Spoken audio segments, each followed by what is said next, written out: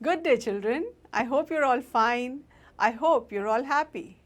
I'm Anupreet Kaur from the Chandigarh Education Department. Children, do you have pets? What kind of pets do you have? Dogs, cats, birds, horses. Well, today we will read about a very interesting and unusual pet, an otter. So today we'll read the story Mijbil the Otter by Gavin Maxwell. This is from your NCERT textbook for class 10, First Flight. Children, it is very easy to keep pets, but it's very important to take care of them. Children, everybody loves puppies and kittens and little birds.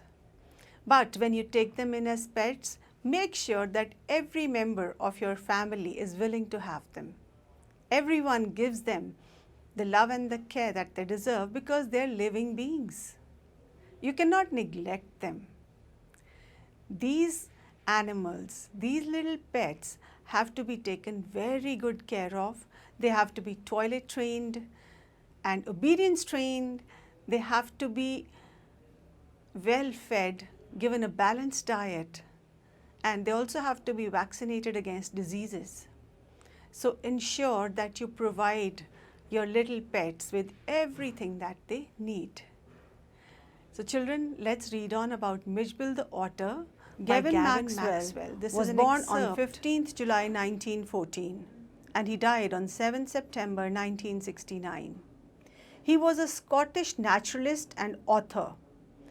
He was very popular for his non-fiction works, and his most popular works were on otters. He wrote the book Ring of Bright Water in 1960 about how he brought an otter back home from Iraq and raised it in Scotland. The otter was of a previously unknown species, and that otter was subsequently named Maxwell.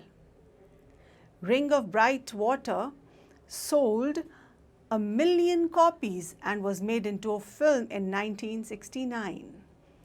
Today we shall read an excerpt from that book, Mijbil the Otter.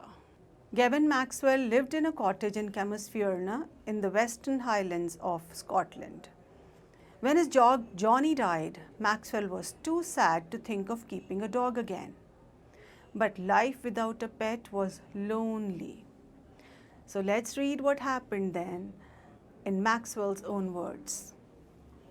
Early in the new year of 1956, I traveled to southern Iraq. Children, in 1956, Gavin Maxwell had gone to Iraq to do research for a new book. By then, it had crossed my mind that I should like to keep an otter instead of a dog, and that Camusfearna, ringed by water a stone's throw from its door, would be an eminently suitable spot for this experiment. So children, what is the experiment that he wants to do? He wants to keep an otter for a pet. And he feels that an otter which lives in Iraq would be quite comfortable in Scotland as well, in Camusfearna, which was surrounded by water. There are many lakes around that area. So he says, since water is so close to Camusfearna, it is just a stone's throw, means it is a very short distance. The otter should be well adjusted over there. When I casually mentioned this to a friend, he as casually replied that I had better get one in the Tigris marshes, for there they were as common as mosquitoes and were often tamed by the Arabs. So children, the friend says that they should get them from the marshes around river Tigris, the wetlands around that river, because they were as common as mosquitoes. There are a lot of mosquitoes in the wetlands. So he says that there were as many otters there as well. And he also suggested that we could get them from the Arabs, because the Arabs tamed the otters. Otters are wild animals, so they were tamed by the Arabs. We were going to Basra to the Consulate General to collect and answer our mail from Europe. At the Consulate General, we found that my friend's mail had arrived, but mine had not. So why did they go to Basra? Because they needed to collect and answer their mail from Europe. Children, nowadays, how do we communicate with each other?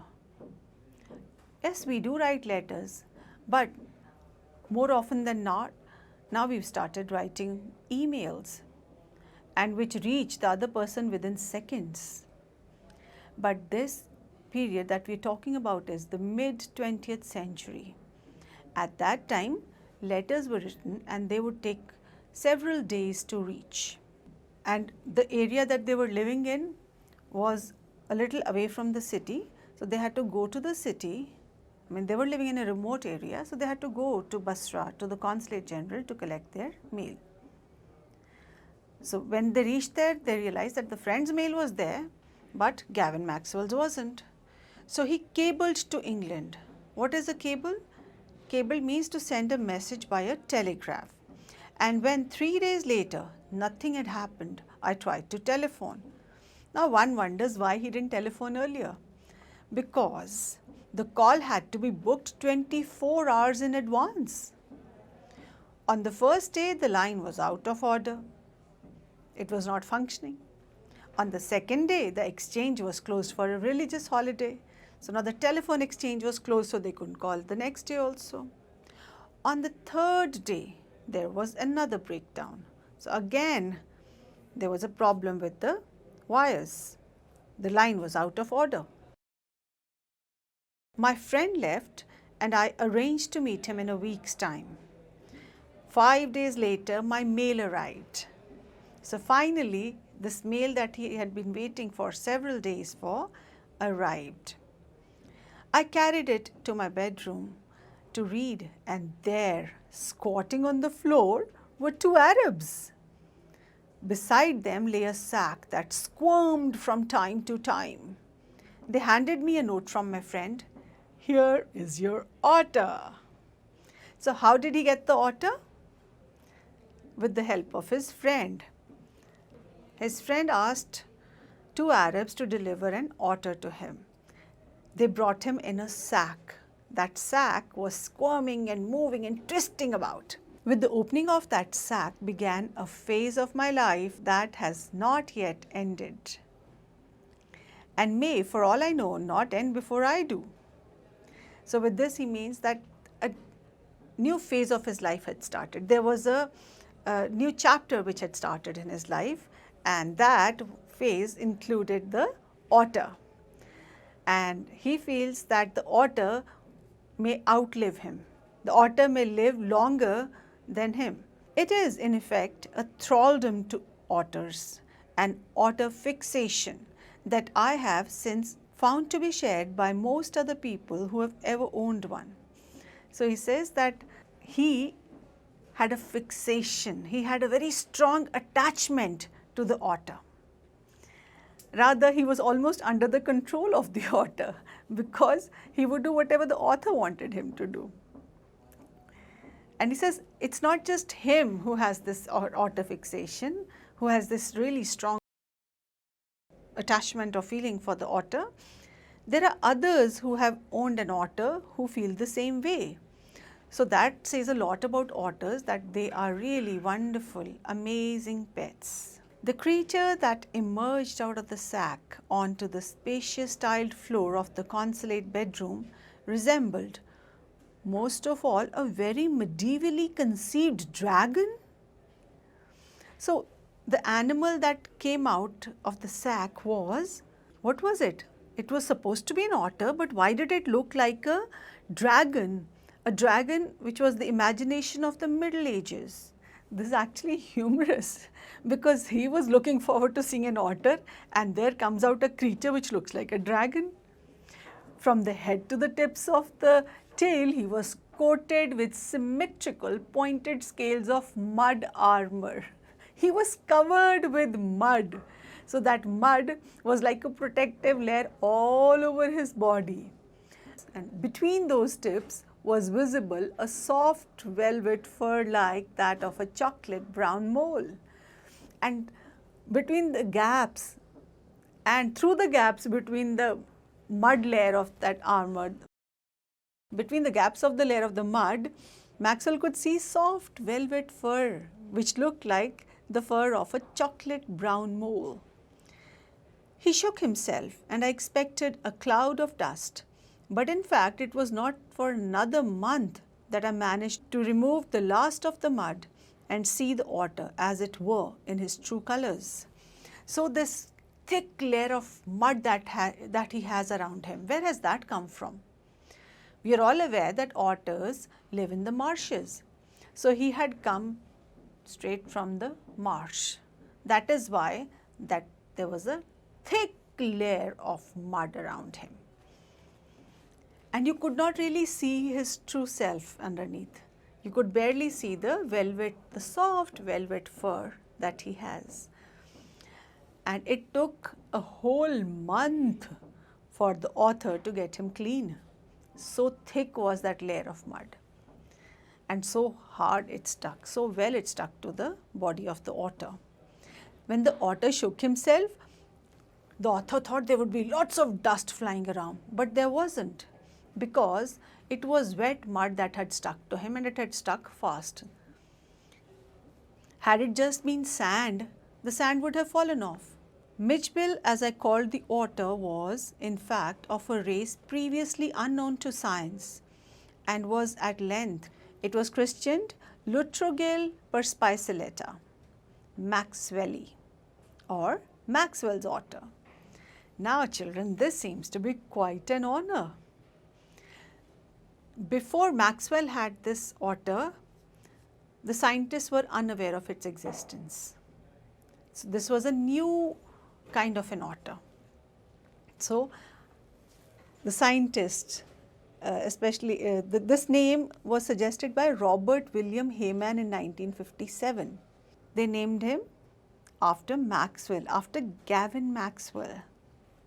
This name was suggested by Robert William Hayman in 1957. This breed of an otter, the Maxwell otter, is dark brown, smooth-coated otter species, and it is found in the Indian subcontinent, Southeast Asia, Iraq. Now it has become a vulnerable species because of large-scale poaching and also because of the pollution of the wetlands. For the first 24 hours, Mijbil was neither hostile nor friendly. He was simply aloof and indifferent, choosing to sleep on the floor as far from a bed as possible. So how was his behavior in the beginning? He was not very friendly, nor was he hostile. So he was not trying to attack the author. He was simply aloof and indifferent. He just wanted to keep a distance. That is why he slept very far from the author's bed. The second night, Mijbil came on to my bed in the small hours and remained asleep in the crook of my knees until the servant brought tea in the morning.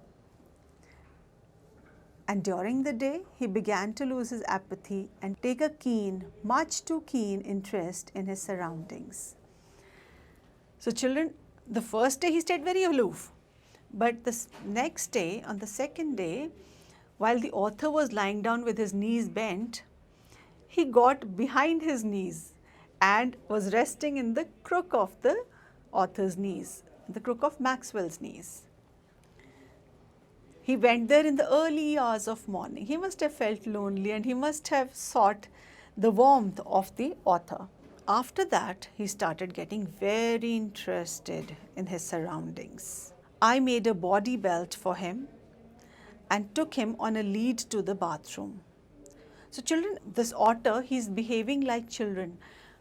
You know, if you ever see a child, does the child get friendly with you right away? No, initially, children feel quite shy of a stranger. But eventually, they start getting comfortable with that person and then they become very friendly and then they're up to their tricks. So this otter is like a child. I made a body belt for him and took him on a lead to the bathroom, where for half an hour he went wild with joy in the water, plunging and rolling in it, shooting up and down the length of the bathtub and underwater, and making enough slosh and splash for a hippo. So what happened when Maxwell took Mijbil to the bathroom? He got very excited. He was plunging into the water, he was rolling in it, he was shooting it up, and he splashed the water so much that most of the water was already out of the tub. He splashed as much water as a hippo would have done. Children, a hippo is a very large animal. An otter is a very small one. So, when a hippo gets into water, a large amount of water gets displaced. But this little otter also managed to displace as much water as a hippo would have done. Children, here the author puts him on a leash. He puts him on he makes a body belt for him. Do you think it is right? Well, initially the otter needed a body belt so that he would know where to go. This was to guide him as to where he should be going. This, I was to learn, is a characteristic of otters. Every drop of water must be, so to speak, extended and spread about the place. A bowl must at once be overturned, or if it will not be overturned, be sat in and splashed in until it overflows. Water must be kept on the move and made to do things. When static, it is wasted and provoking. So he says that it is a characteristic of the otters that they must move every drop of water that they see. That water has to be splashed and splashed. If they see a bowl of water, they will either overturn it or they will sit in it till it overflows. So he says they love water and they love to splash it around. For them, static water is a waste. So he says, and when the water is static, it can cause anger and some other reaction. So water has to keep moving. One day later, Mijbil escaped from my bedroom as I entered it, and I turned to see his tail disappearing round the bend of the corner that led to the bathroom. So one day when the author entered the bedroom, he saw Mijbil disappearing around the bend of the corridor, and then he went into the bathroom. By the time I got there, he was up on the end of the bathtub, fumbling at the chromium taps with his paws.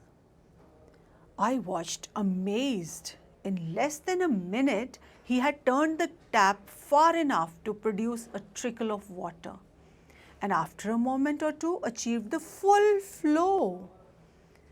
He had been lucky to turn the tap the right way. On later occasions, he would sometimes screw it up still tighter, chittering with irritation and disappointment at the tap's failure to cooperate. Now, Mijbil loved going to the bathroom. So, surprisingly, what did he do on the second day? He opened the tap. He was fumbling with the tap, and perchance he managed to rotate it in the right direction. The tap opened, the water flowed out. So he was very excited. Then on several other occasions he tried the same thing. But sometimes he would screw it the wrong way. Then the tap would get tight and the water wouldn't come out.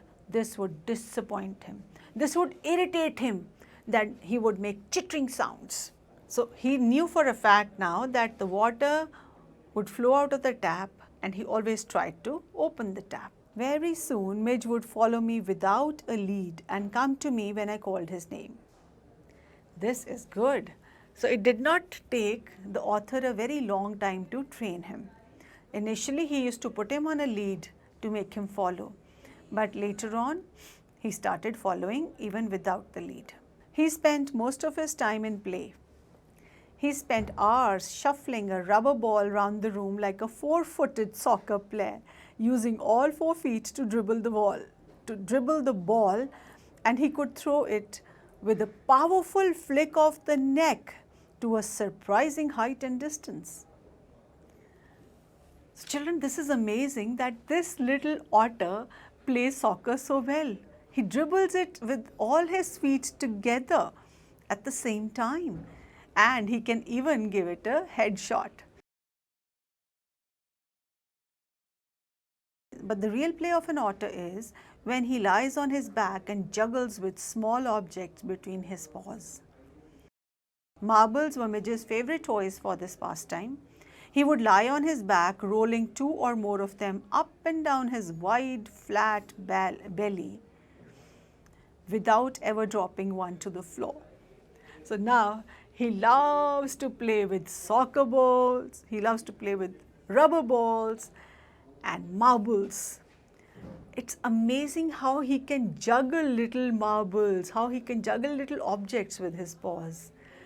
And he doesn't let them fall when he's playing with them lying on his back. So he is very entertaining and he keeps himself entertained.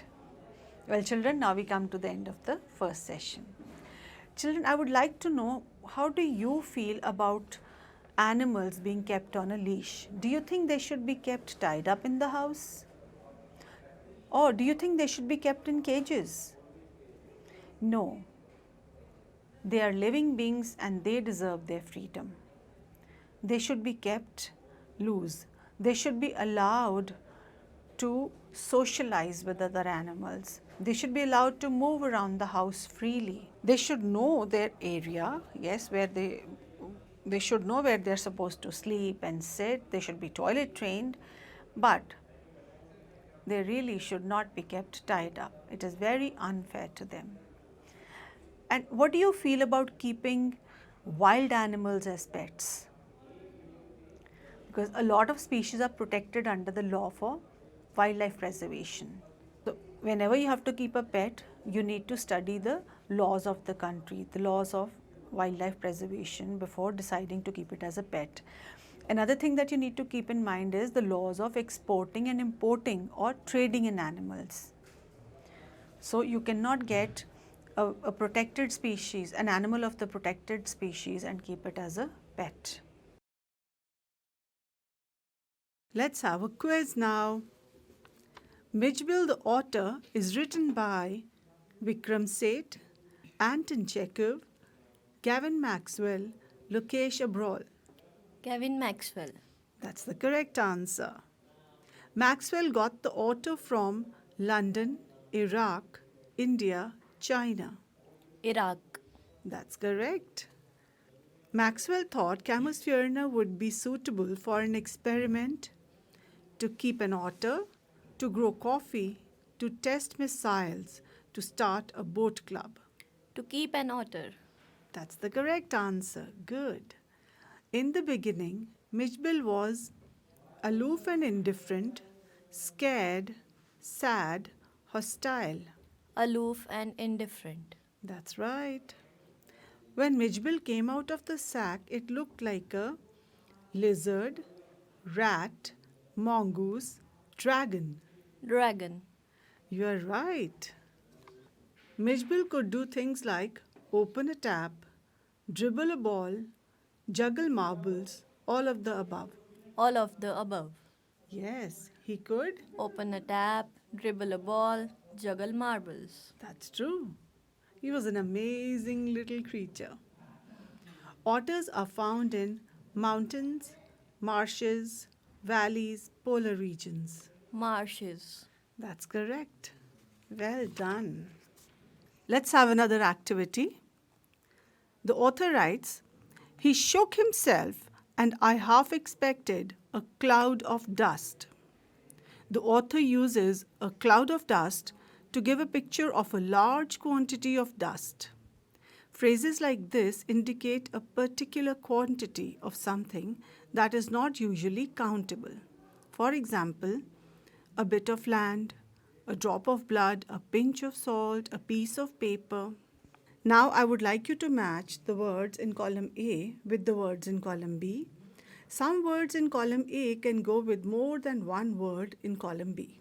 The words in column A are a portion of, a pool of, flakes of, a huge heap of, a gust of, little drops of, a piece of, a pot of.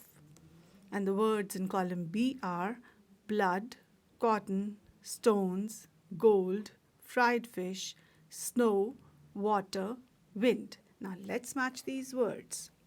A portion of, Fried fish. that's correct. A pool of, Blood. A pool of water. that's good. Flakes of, Snow. Right. A huge heap of. Stones. Right. A gust of. Wind. Yes. Little drops of. Water. Or little drops of blood. That's true. A piece of. Gold. Or a piece of cotton. Good. A pot of. Gold. Or Yes. a pot of water. Very good. Now I would like you to rephrase the sentences using these words like a bit of, a piece of, a bunch of, a cloud of, a lump of, a gust of, flakes of. My teacher gave me some advice.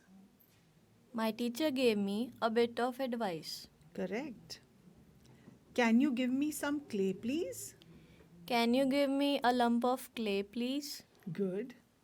The clothes flew away in the fast wind. The clothes flew away in the gust of wind. Very good. The roof was covered with some snow. The roof was covered with flakes of snow. Very good. We found some gold. We found a piece of gold. Very good. The information you gave me was useful.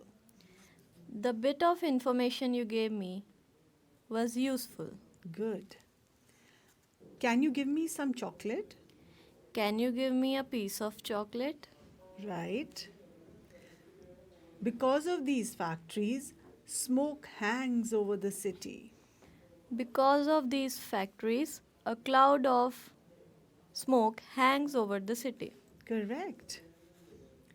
Two stones rubbed together can produce sparks of fire. Two pieces of stone rubbed together can produce sparks of fire. Correct. He gave me some flowers on my birthday. He gave me a bunch of flowers on my birthday. Very good. Well done. Let's do another activity now. This is about describing a repeated action in the past. To talk about something that has happened regularly in the past but does not happen any longer, we use would or used to.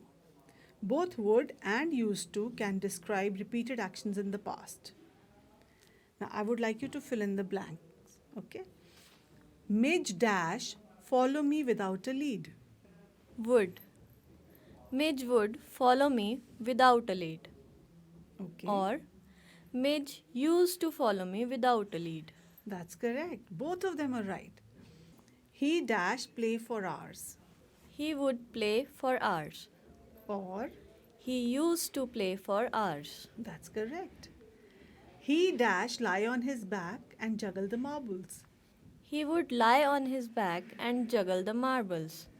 Or he used to lie on his back and juggle the marbles. That's correct. So you can use either would or used to.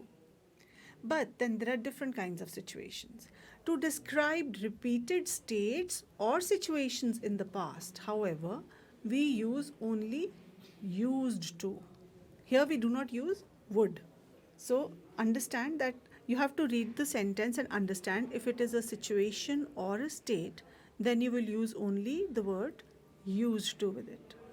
So as children, we dash believe in fairies. As children, we used to believe in fairies. Yes, because believe over here shows that it was a state of mind. So used to is the correct word here. 50 years ago, more women dash be housewives than now. 50 years ago, more women used to be housewives than now. That's correct because this is a situation. So we cannot write would over here, we'll only use used to. There dash be a huge playground here. There used to be a huge playground here. That's correct. We cannot write would over here. In the mid 20th century, very few people dash travel by air. In the mid 20th century, very few people used to travel by air. That's correct. We dash go for long walks in the fields when we were in our village. We used to go for long walks in the fields when we were in the village. Or we would go for long walks in the fields when we were in the village. Right, absolutely right. My little brother Dash follow me everywhere. My little brother used to follow me everywhere. Or, My little brother would follow me everywhere. correct. There Dash be a dilapidated building where the mall has come up. There used to be a dilapidated building where the mall has come up. That's correct. So we cannot use would over here because this is a situation. Very well done, child. Think and write. I would like you to write 250 to 300 words on the topic my pet. Write about how you take care of it, how it was trained, its interesting antics, your relationship with the pet. Children, I hope you've enjoyed the first session of the story Mijbil the Otter by Gavin Maxwell. Gavin Maxwell was a naturalist. He lost his pet dog and then wanted to keep a different kind of a pet, an otter. This otter proved to be a very adorable little pet. Maxwell liked it, he loved it so much that he had an otter fixation. And this pet was named after Maxwell because it was a very unique and a different kind of otter which was unknown of before. This little otter could open taps. He could also make them go tighter. He loved splashing around in the water. He enjoyed playing with balls and marbles. All in all, he was a very interesting and an entertaining pet, a very loving and a lovable one. So we come to the end of the first session. We will learn more about him in the second session. Till then, children, take care, keep learning, stay happy, stay safe.